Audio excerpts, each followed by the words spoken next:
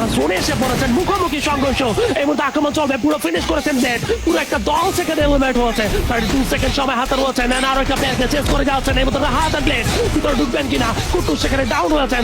Blade খানিকটা পিছিয়েছেন, pressure moment, কারণ কুটুসকে হারালে চলবে না এই মোমেন্টে। আর যেখানে তাদের উপর প্রেশার আছে সেটা ডিফেন্ড করতে চাচ্ছে, ডাউন আছে, কিন্তু ফিনিশ করার আগে এই মুহূর্তে ব্লেড এগিয়ে যাবেন। রাহাতকে হারানো যাবে না, রাহাতকে রিভাইভটা করে নিতে হবে। তারা বুঝতে পেরেছে এই মোমেন্টে প্লেয়ার হারানো মানে পুরো দলটাকে হারানোর সমান। সেই সিচুয়েশন নাম্বার বলটা ব্রেক করতে হবে যদি ব্লেডের বের হতে হয়। তার আগে টিমমেটের উপর প্রেশার আসছে, নেজার ডাউন আছেন, কুটুস ডাউন আছেন, ব্লেড সেখানে ডিফেন্ড করতে চায়, ব্লেডের শট কানেক্ট করেছে, ডাউন বের করেছে, আরো একটা শট, আরো দুইটা শট কানেক্ট করেছে, বাট আরেকটা সিঙ্গেল শট হয়তো ডাউন করা পসিবল। ব্লেড করেছেন আরো একটা down, Extreme X versus Red Hawks, সেখান থেকে এক্সট্রিম এক্স তিনটা প্লেয়ার ডাউন হয়ে আছে। লাস্ট আপনি থেকে যাবেন, ফিনিশ করবেন এক্সট্রিম এক্স আর ব্লেড।